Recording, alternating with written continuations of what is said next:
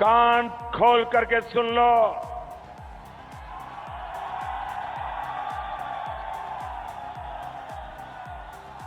ये मोदी सोने की चमच लेके पैदा नहीं हुआ है। ये मोदी राज परिवार में पैदा नहीं हुआ है। का दिमाग ठंडा है, ठंडा रहता है, लेकिन मोदी का लहू गर्म होता है।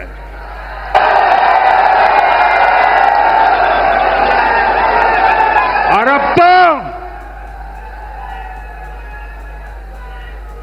मोदी की नसों में लहू नहीं, गरम सिंदूर बह रहा है। सैल्यूट आपके परिश्रम को। एक्शन, इमोशन, गुस्सा, चेतावनी, ललकार, फटकार, आंसू, प्रार्थना। प्रधानमंत्री नरेंद्र मोदी के भाषण में जीवन का हर रंग, हर ड्रामा दिखता है। कौन लिखता है प्रधानमंत्री नरेंद्र मोदी के ऐसे भाषण? क्या आप भी ये जानना चाहते हैं? अभी बिहार चुनाव में पीएम मोदी के भाषणों की बहुत चर्चा हो रही है। हम आपको बताएंगे कि कैसे तैयार होते हैं पीएम मोदी के भाषण।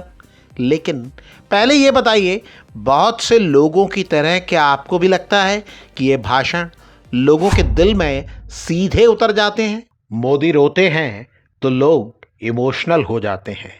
वो दुश्मन देश को चेतावनी देते हैं तो देखने और सुनने वालों के रोंगटे खड़े हो जाते हैं। मोदी विपक्ष को ललकारते हैं तो उनके समर्थकों की संख्या एक झटके में बढ़ जाती है। मोदी की लोकप्रियता और चुनाव में बीजेपी की वोटों की संख्या बढ़ाने में इन्हीं भाषणों का सबसे बड़ा रोल माना जाता है। मोदी अपने भाषणों के जरिए कभी खुद को महामानव या कठोर प्रशासक के तौर पर पेश करते दिखते हैं, तो कभी ऐसे आम आदमी, एक कामदार बन जाते हैं जिन्हें देश के लोगों की भलाई के लिए खास यानी नामदार निशाने पर रखते हैं। वो बार बार विपक्ष को याद दिलाते हैं कि कामदार और नामदार में कितना बड़ा फर्क है। नामदार ही नामदार होते, कामदार का तो हिसाब ही नहीं होता। पीएम मोदी मन से सिर्फ अपनी बात नहीं करते, वो विरोधी खेमे के भरोसे को हिलाने की भी कोशिश करते हैं। उनके भाषणों में विरोधियों पर सीधी चोट होती है, कई बार निर्मम चोट, और इसकी वजह से कई बार विवाद भी खड़े हो जाते हैं। ये देश इन्होंने कैसे चलाया, आपको ताज्जुब होगा। ये लोग ऐसे सरकार चलाते थे कि जो बेटी कभी पैदा नहीं हुई, जिसका जन्म नहीं हुआ, वो बेटी विधवा हो जाती थी। ये कांग्रेस की कौन सी विधवा थी जिसके खाते में रुपया जाता था? किसी ने 50 करोड़ की गर्लफ्रेंड देखी है? 50 करोड़ की गर्लफ्रेंड। कई बार लोगों को लगता है कि मोदी अपने भाषणों में इमोशनल कार्ड बखूबी चलते हैं, और अगर लोगों के बीच कोई नाराजगी हो तो उसे अपने लिए सहानुभूति में बदलने की पूरी कोशिश करते हैं। सिर्फ देश से 50 दिन मांगे हैं, 50 दिन।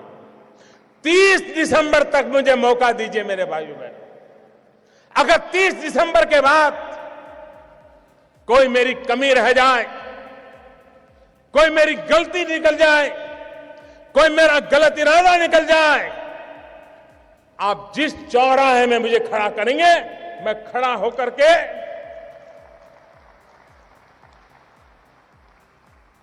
देश जो सजा करेगा वो सजा भुगतने के लिए तैयार हूं।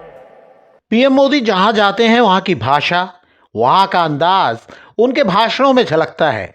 इस समय बिहार चुनाव में अगर किसी बात की सबसे ज्यादा चर्चा हो रही है तो वो हैं पीएम मोदी के भाषण। भोजपुरी गाने, स्थानीय मुहावरे, वो चुनावी सभा में जहां होते हैं वहां की खूबियों की बात करते हैं, स्थानीय समस्याओं को उठाते हैं, उनकी रिसर्च कमाल की होती है।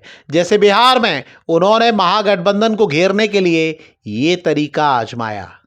मारब सिक्सर के 6 गोली छाती में।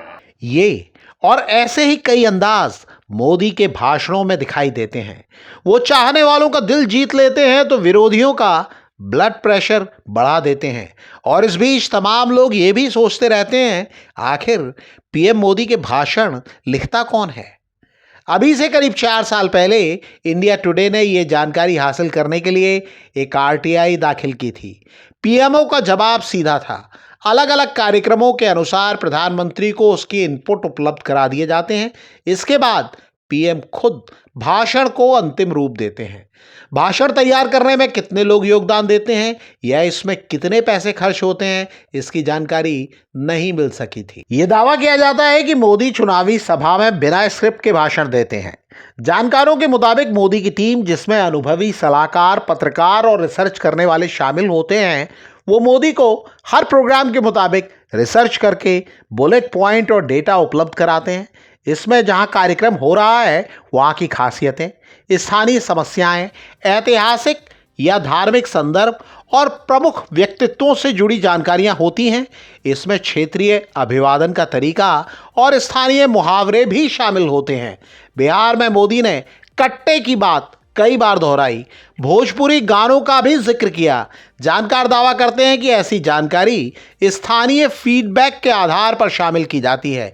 ये दावा किया जाता है कि टीम मोदी सोशल मीडिया और ज़मीनी फीडबैक का भी अध्ययन करती है।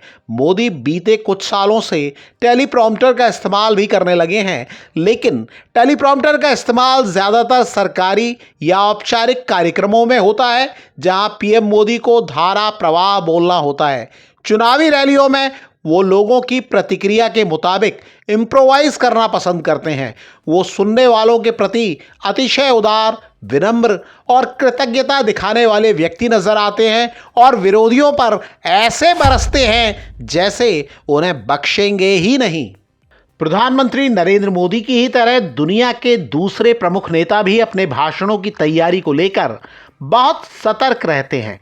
जानकारों के मुताबिक अमेरिका में जॉन एफ कैनेडी से लेकर बराक ओबामा तक सभी बड़े नेताओं के बारे में कहा जाता है कि वो अपने भाषणों को प्रभावी बनाने के लिए पेशेवर भाषण लेखकों को साथ में रखते थे। भारत में भी पूर्व प्रधानमंत्री मनमोहन सिंह के मीडिया सलाहकार संजय बारू दावा करते थे कि उन्होंने यूपीए 1 के दौरान उनके लिए 1000 से ज़्यादा भाषण लिखे थे। पूर्व पीएम अटल बिहारी वाजपेयी के बारे में कहा जाता है कि वो अपने भाषणों को अंतिम रूप खुद देते थे, इनपुट उनकी टीम देती थी। बड़े नेताओं के मामले में उनके विचार, शैली और भाषा को पकड़कर ड्राफ्ट तैयार करना ही सबसे बड़ी चुनौती बताई जाती है। लेकिन प्रधानमंत्री नरेंद्र मोदी का स्टाइल अलग है। वो खुद को बार बार एक अकेला साबित करते हैं और यही बात उनकी हर स्पीच के सेंटर में उन्हें ही रखती है। देश देख रहा है, देश देख रहा है, एक अकेला कितनों को भारी पड़ रहा है। इस मुद्दे पर आप कुछ कहना चाहते हैं तो कमेंट करके हमें बता सकते हैं।